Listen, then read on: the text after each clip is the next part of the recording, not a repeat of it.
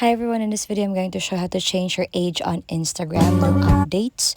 So make sure that your Instagram account has been updated. So from your profile icon on the bottom right, tap the three bars on the upper right, tap for settings and privacy, and then tap account center. Now from here, you'll be able to edit your personal informations by tapping, oh let's try just to go back, okay, here personal details, and then you'll be able to see here your contact info and your birthday.